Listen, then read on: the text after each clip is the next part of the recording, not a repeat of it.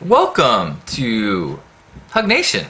I wanted to speak briefly today about something I was calling this weekend the Pfffft principle. I went to DCOM this weekend, the San Diego DCOM, which is a glorious event. It's a weekend of camping with a bunch of Burning Man people or people pursuing the Burning Man vibe in a kind of camping.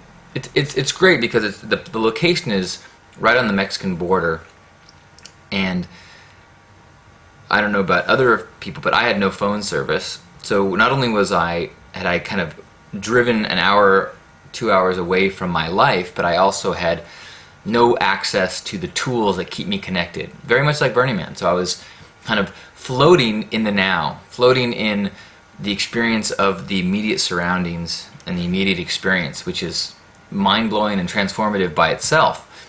But the Pfffft principle is one that is really easy to see at an event like that, or like Burning Man, or with trusted friends. And that is that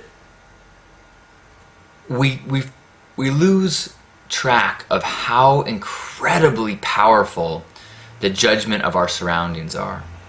I don't mean the surroundings like the clouds and the trees, because those tend to be pretty forgiving and non-judgmental. But I mean the people, our culture, the neighbor, the store clerk, anybody that looks at something you're doing, wearing, saying, expressing, and does what seems like the most subtle of judgments, subtle of gestures, but I think is a sledgehammer to the face. When you express, when you take a step outside of normalcy or the status quo, whether it is in a different type of attire, or singing a song a little too loud, or skipping down the street, or riding a fur bike, the chance of somebody going or rolling their eyes or snickering is pretty high. It's a pretty powerful social confining jail that we have. And it's so unfortunate. I mean, but it kind of makes sense, because when you are raised within the status quo, when you're raised according to certain rules, we all kind of have a social contract that says we will follow those rules. We will work a 9-to-5 job. We will wash our cars frequently. We will do certain tasks and traditions and activities within certain boundaries. And then anybody that goes outside those rules or break those rules or doesn't value the same things is in some ways attacking the very nature of this social contract. So if you are skipping down the street, you're not just, to some people's mind, you're not just somebody having fun. You're saying to the other person, you're saying, hey, the rules you're following are broken. You don't need to, you can skip if you want to. Question all those rules you have. And that idea is way too much for most people to handle right off the bat. And so your only choice as an individual that is according to the social contract, the status quo, is either to say, oh man, I need to question these rules, which is incredibly difficult, or you can say, who do they think they are questioning the rules? Loser. And so that is, unfortunately, it's a really hard thing to shake. It's a really hard thing to just disregard. It takes a lot of training and support and a family, whether, biological or not, to strengthen you and say, I love that you're skipping. I love that you just started playing a song. I love that you're dancing right here. I love that you're doing whatever it is that you feel like doing. I love that the impulse that you felt, you expressed.